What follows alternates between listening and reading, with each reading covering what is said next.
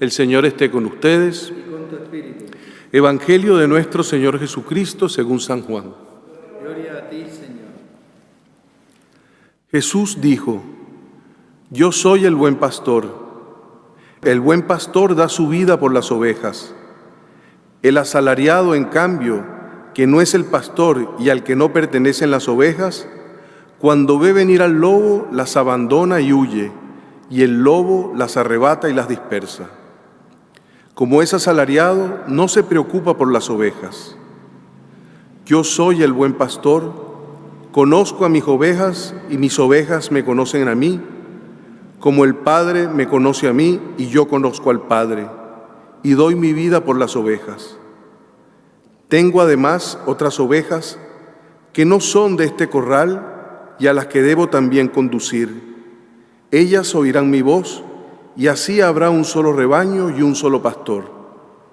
El Padre me ama porque yo doy mi vida para recobrarla. Nadie me la quita, sino que la doy por mí mismo. Tengo el poder de darla y de recobrarla. Este es el mandato que recibí de mi Padre.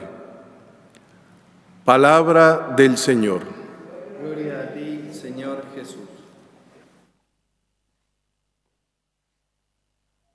Queridos hermanos, es tan antigua y significativa la representación de Jesucristo como el buen pastor, que fue la primera imagen que se realizó de Jesucristo y que los arqueólogos han ido encontrando en los cementerios de los primeros cristianos como el signo más identificatorio de Jesucristo, con la oveja perdida cargada sobre sus hombros. Ya el pueblo de Israel tenía una tradición enorme para referirse a Dios como el verdadero, el único y el buen pastor. Fue así desde el inicio, cuando Israel dejó de ser nómade y se asentó en la tierra prometida, empezando a cultivar y también a tener ganado. Y se establecía una relación, sobre todo al principio, porque eran pequeños rebaños, muy íntima entre el pastor, su familia y el rebaño que iban cuidando, porque les servía de abrigo, de alimentación, y por eso era muy íntima la relación. Cuando empezó la monarquía en el pueblo de Israel, también en un inicio se pensó en el rey como un pastor, pero por causa del pecado original, no fueron tan buenos pastores y empezaron a haber reyes, jueces, personas que tenían más autoridad, ya no como un pastor, sino como un asalariado, que cuando ve venir al lobo, abandona las ovejas, no las alimenta, no cuida a las enfermas, no busca a la descarriada, y que lo único que provoca es que se dispersen y sean fácil presa de los lobos. Y entonces cuando Jesucristo se encarna y empieza su ministerio público, quiere mostrar el rostro del Padre, el rostro del verdadero y único pastor. Lo primero que hay que aclarar acá es que la denominación de buen pastor no es fiel a la traducción original en griego. Kalos significa el hermoso, el encantador. No es el mensaje de Jesucristo un moralismo, ser bueno, hay que ser bueno para que Dios me quiera. No es eso lo que quiere mostrar Jesucristo. Jesucristo quiere mostrar su belleza, su bondad, que a todos nosotros nos cautiva, nos encanta. No hay nada más bonito que las cosas que nos seducen por su belleza, porque en el fondo son un reflejo de la infinita belleza, bondad y verdad de Dios. Y por eso Jesucristo quiere presentarse como el pastor realmente hermoso, encantador, que cuida de su rebaño, que le ha sido confiado por Dios y que es capaz de darlo todo por Él, por nosotros, ¿no?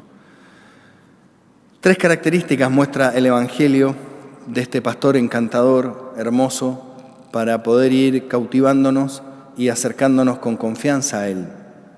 En primer lugar, mis ovejas escuchan mi voz. Lo hemos dicho tantas veces, pero hay que reconocerlo con mayor profundidad. La fe viene por la necedad de la predicación. Escucha, Israel. Necesitamos oír la palabra de Dios, porque Dios se revela, se manifiesta de una manera eficaz, viva, presente en nuestra vida, en nuestra historia, en lo que estamos viviendo. Y por eso nosotros con gozo escuchamos la liturgia de la palabra en la Eucaristía, porque sabemos que ahí hay un consuelo, un ánimo, una fortaleza, una corrección de Jesús para cada uno de nosotros. Qué extraordinario escuchar que el Señor se preocupa de nosotros, nos cuida, nos pastorea en estos tiempos de crisis, de pandemia, de encierro, que está al lado nuestro, ¿no? En segundo lugar, yo conozco a mis ovejas y mis ovejas me conocen a mí. Esto no es solo un conocimiento por una visión pasajera, sino que en el original griego este verbo implica, y sobre todo en la espiritualidad semítica, esa intimidad que tienen los esposos, en donde ya se conocen tanto que no son dos, sino uno solo. Qué tranquilidad y qué consuelo saber que Dios me conoce como soy, con mis limitaciones, con mis debilidades, con los dones que Él mismo ha puesto. No tengo que tener caretas delante de Dios, no se puede tener caretas delante de Dios. No puedo creerme ni más ni menos de lo que soy. El Señor me conoce perfectamente.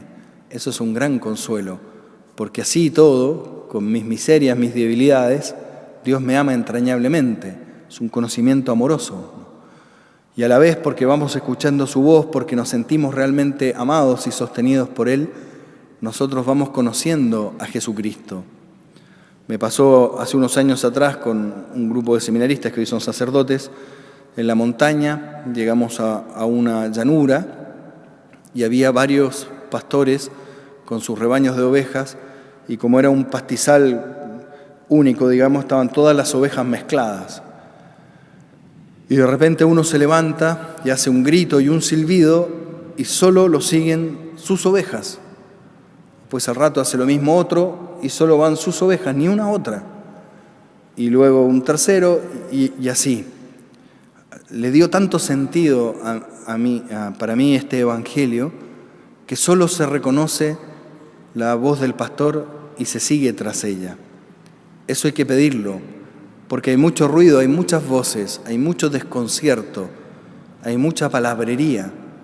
Entonces es necesario pedirle al Señor que no nos confundamos, que podamos reconocer su voz, porque eso es lo que nos va a ayudar a llegar a la vida eterna, el seguimiento de Jesús.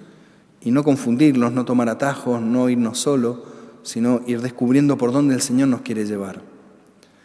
Y en tercer lugar, el sueño de Dios es un solo rebaño bajo un solo pastor. Sabe que hay ovejas que no son de este redil, pero que Él también tiene que cuidar y que apacentar hasta que seamos un solo rebaño bajo un solo pastor. Cuando estemos congregados como una asamblea en torno a Dios. Esto también es una gran intención de Jesucristo. Por eso rezar por la unidad, por la comunión, porque además la estrategia de los perros ovejeros es que cuando viene el lobo, el rebaño se mantenga unido. Cuando es compacto, forma como una escaramuza, una masa, en donde el lobo no penetra. El lobo, cuando logra romper esto, lo que hace como estrategia es que corta el rebaño por la mitad corriendo sin tocar a ninguna oveja, después vuelve a dividirla y vuelve a dividirla hasta que deja una oveja sola. Y la sigue, la sigue, la sigue hasta que la mata. Cuando uno se aleja de la comunidad, es fácil presa del lobo. Y por eso el Señor nos reúne, nos convoca, nos llama a ser un solo rebaño bajo un solo pastor. Solo una apreciación final en toda esta semana con tantas medidas estrictas en torno a la reducción del aforo en las Eucaristías. Hay en Jesucristo, antes de reunirnos como una asamblea, dos intenciones, ¿no? La primera es que nosotros escuchemos su voz. Eso lo podemos hacer en cualquier lado, eso lo podemos hacer todos los días, eso lo podemos hacer por los medios de comunicación social y es igualmente eficaz. También nosotros podemos dejarnos conocer y conocer más a Jesucristo todos los días donde estemos y eso también es eficaz. Y finalmente el Señor nos va a convocar como una asamblea, Dios quiera que pronto, para volver a celebrar las Eucaristías presencialmente y poder comulgar sacramentalmente. Pero no está todo perdido. No hay que exagerar ni quedarse solo en la crítica, en el reclamo, porque eso no nos hace seguir a Jesucristo. Eso el demonio lo ocupa para alejarnos de Dios y no seguir sus pasos. Y un detalle que me impresionó meditando este Evangelio con sus paralelos. Jesucristo lo que hace por nosotros es entregar la vida en la donación más plena. Esta donación tiene dos momentos. Tiene un momento que podríamos decir en la última cena, cuando Jesucristo dice: este es mi cuerpo que se entrega por ustedes, y después una concreción, una realización real, eficaz, en el sacrificio martirial en la cruz. Pero la ofrenda empieza en torno a la última cena, a la Eucaristía. Ese es el sentido de las ofrendas en la misa. Hay una única ofrenda redentora, salvadora. Es el Cordero de Dios que entrega su vida para quitar el pecado de la humanidad. Y nosotros nos sumamos a esa ofrenda, ofreciéndole al Señor esta soledad, este encierro, esta incertidumbre económica, esta precariedad en el trabajo, las infinitas reuniones de Zoom, lo que sea. Se lo vamos ofreciendo al Señor. Es la única ofrenda que redime, que hace eficaz gracias al sacrificio de Jesucristo. Y eso también lo podemos hacer, aunque sea a la distancia de los medios de comunicación. Y por eso en estas ofrendas de esta Eucaristía, pidámosle al Señor asociarnos a su única ofrenda, para que nosotros podamos ver que la Eucaristía también es eficaz, aunque tengamos la distancia de los medios de comunicación. Que así sea.